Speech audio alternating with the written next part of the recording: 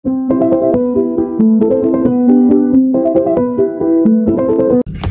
everyone, Assalamualaikum warahmatullahi wabarakatuh. I'd like to introduce myself to you. My name is Valentina Laksmi.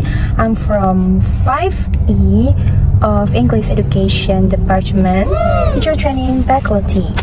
Kali ini saya akan membuat video mengenai dasar-dasar pendidikan Islam, mata kuliah, filsafat, dan ilmu pendidikan Islam. Check it out! Apa aja sih yang akan kita bahas pada video kali ini? Yang pertama, ya betul sekali, pengertian dan tujuan dasar-dasar pendidikan Islam. Yang kedua, kita akan membahas tentang, betul sekali, kita akan membahas tentang sumber-sumber atau biasa kita sebut landasan pendidikan Islam. Ada apa aja sih? Kita bahas bersama-sama ya. Kemudian kita juga akan membahas prinsip-prinsip pendidikan Islam, peran dan tanggung jawab guru, pendidikan karakter dalam Islam, dan juga pendidikan Islam di era modern. Check it out! Sebelumnya teman-teman udah pada tahu belum nih apa aja sih pengertian sama tujuan dasar-dasar pendidikan Islam? Jadi kali ini kita akan mengulik 3 definisi berbeda. Yang pertama dari Al-Quran, yang kedua dari sunnah atau hadis, dan yang ketiga dari para tokoh. Yang pertama, definisi menurut ayat Al-Quran ada di surat Al-Mujadilah ayat 11. Jadi apa sih maksudnya dari surat Al-Mujadilah ayat 11 ini?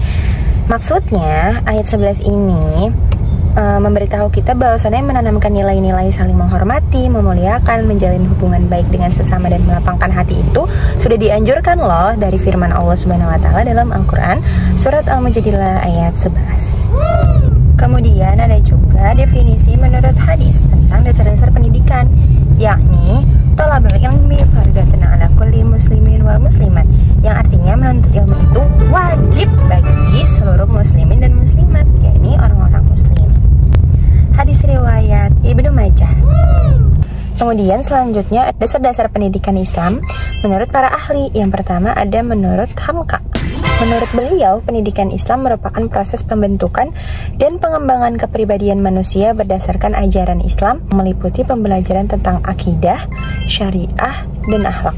Kemudian menurut Syekh Al-Atas, pendidikan Islam adalah usaha yang terorganisasi untuk membentuk akhlak mulia dan pengetahuan yang benar berdasarkan wahyu dan sunnah, mencangkup aspek spiritual, intelektual, dan sosial.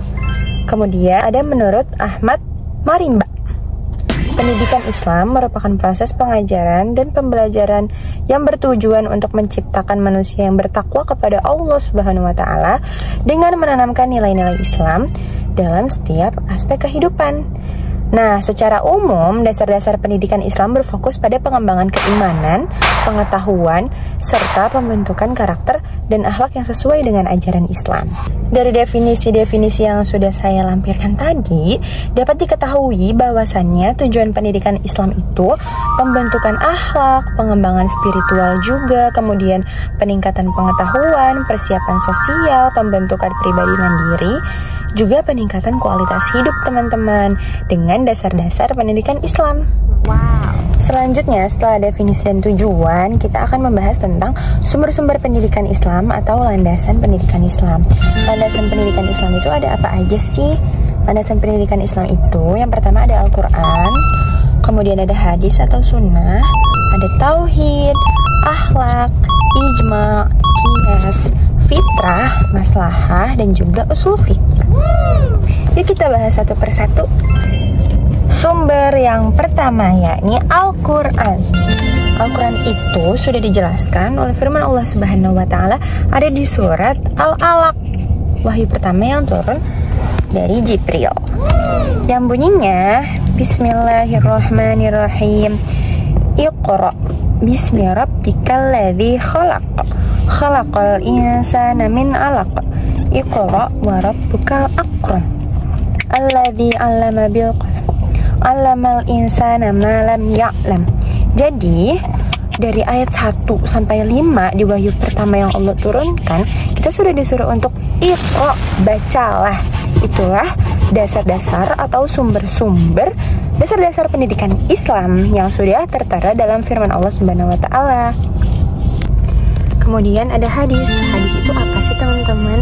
Hadis atau sunnah merupakan perilaku-perilaku, perkataan-perkataan, perbuatan-perbuatan dari Rasulullah SAW yang disetujukan secara diam-diam atau sifat yang disandarkan oleh Rasulullah SAW pada zaman dulu, yang saat ini dipercaya oleh umat muslim atau muslimin dan muslimat sebagai sunnah. Jadi perilaku-perilaku dan perkataan Rasulullah yang dipercaya sesuatu yang baik dalam agama Islam dan dipraktikkan sampai saat ini oleh umat muslimin.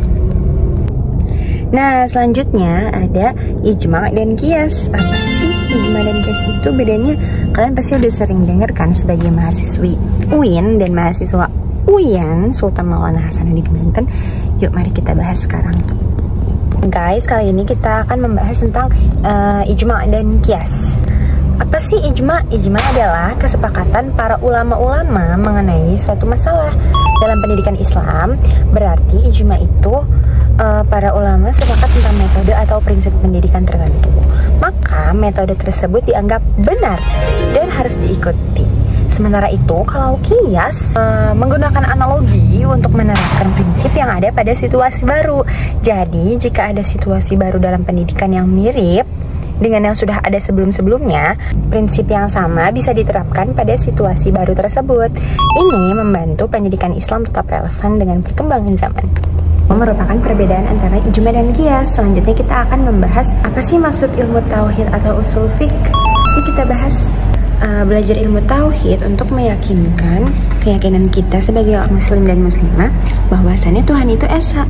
Sedangkan usul fiqh membahas tentang metodologi dan prinsip-prinsip dalam penetapan hukum-hukum Islam. Dua hal ini, baik tauhid maupun usul fiqh, merupakan dua hal yang penting. Karena untuk mempelajari dasar-dasar pendidikan Islam, kita harus tahu dasar dari Islam tersebut itu apa. Selanjutnya, ada fitrah. Fitrah dalam Islam merujuk pada keadaan alami atau kodrat manusia yang sudah ada sejak lahir. Nah, fitrah ini merupakan konsep bahwa setiap manusia dilahirkan dalam keadaan yang bersih dan suci, dengan potensi untuk mengenal dan menyembah Allah Subhanahu wa Ta'ala. Apa aja sih fitrah itu? Fitrah itu mencangkup kesadaran akan Tuhan, kemudian ada potensi moral atau naluri dasar ya untuk membedakan antara yang baik sama yang buruk itu apa. Kemudian kecenderungan untuk kebaikan, ada dorongan alami dalam diri seseorang atau manusia untuk melakukan kebaikan dan menjauhi keburukan. Kemudian relevansinya apa ya dalam pendidikan Islam sebagai tema kita yang kali ini adalah dasar-dasar pendidikan Islam. Relevansinya adalah karena fitrah itu merupakan hal yang sudah ada tertanam dalam tubuh kita, diri kita, sedari kita diciptakan.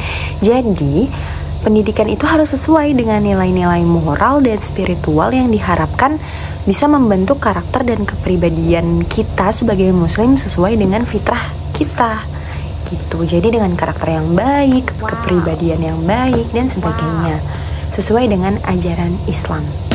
Nah, selanjutnya adalah maslahah. Maslahah itu apa sih? Maslahah berarti kebaikan umum dalam bahasa Arab. Nah, dalam konteks hukum Islam, maslahah itu merujuk pada segala sesuatu yang memberikan manfaat atau kebaikan bagi masyarakat dan individu serta menghindari kemudaratan atau kerugian.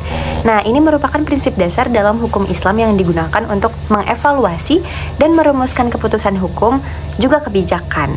Relevansinya apa sih dalam pendidikan Islam? Dalam pendidikan Islam, maslahah berfungsi sebagai prinsip panduan untuk memastikan bahwa pendidikan yang diberikan tidak hanya bermanfaat bagi individu, tetapi juga bagi masyarakat luas. Selanjutnya ada prinsip-prinsip pendidikan Islam.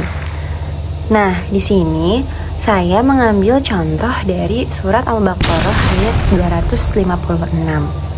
Ayat ini sangat terkenal dalam Al-Quran, khususnya dalam konteks kebebasan beragama. Arti ayat ini berbunyi, tidak ada paksaan dalam agama, sesungguhnya telah jelas jalan yang benar daripada jalan yang sesat.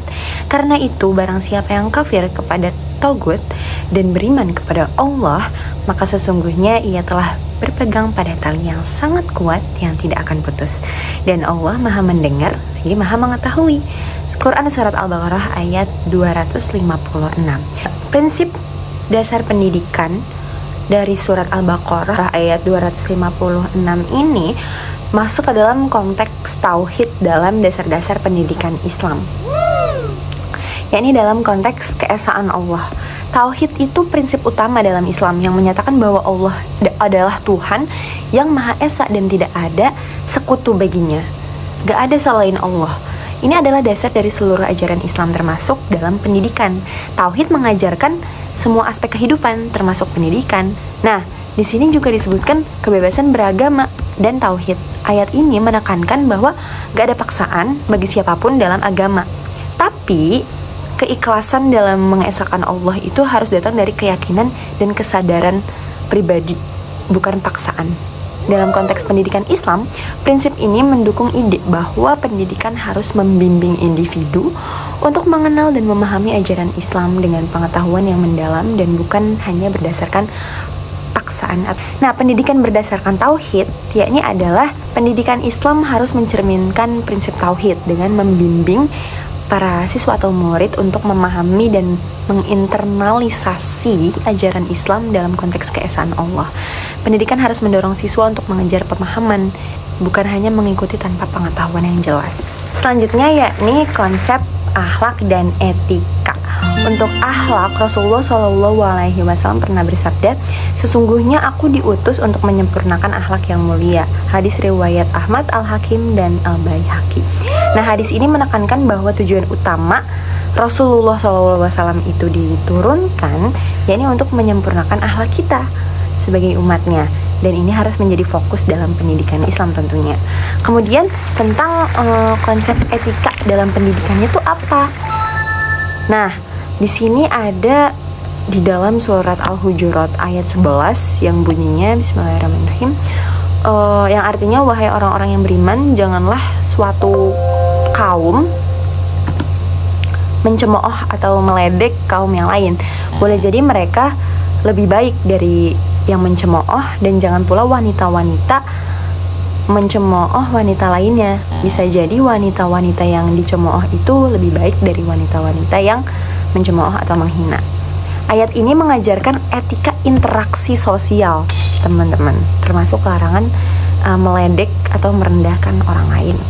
Nah, itu masuk ke dalam etika dan itu diwajibkan dalam pendidikan tentang etika, karena perilaku dalam pendidikan Islam merupakan sesuatu yang sangat penting dalam keberlangsungan pendidikan. Ini juga bisa menjadi metode pengajaran seperti guru yang mencontohkan kepada murid dan lingkungan pendidikan yang sehat dengan interaksi yang baik, pergaulan sosial yang baik, juga lingkungan sekolah yang bagus, yang akhlak dan etikanya terjaga dengan membiasakan siswa atau lingkungan pembelajaran untuk berperilaku baik dalam interaksi sehari-hari.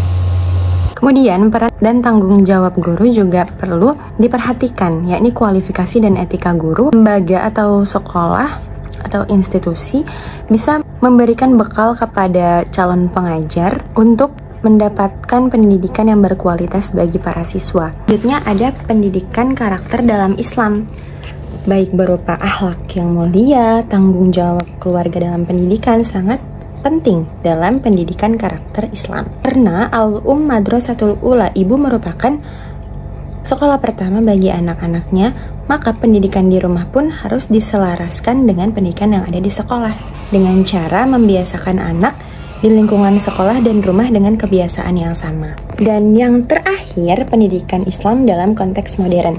Di era globalisasi ini cukup sulit untuk mendidik anak-anak yang sudah memasuki generasi alpha.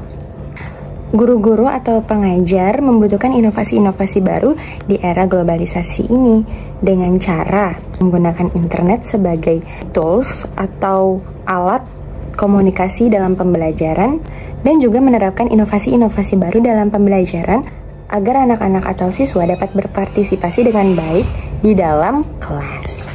Terima kasih, thank you very much for your attention.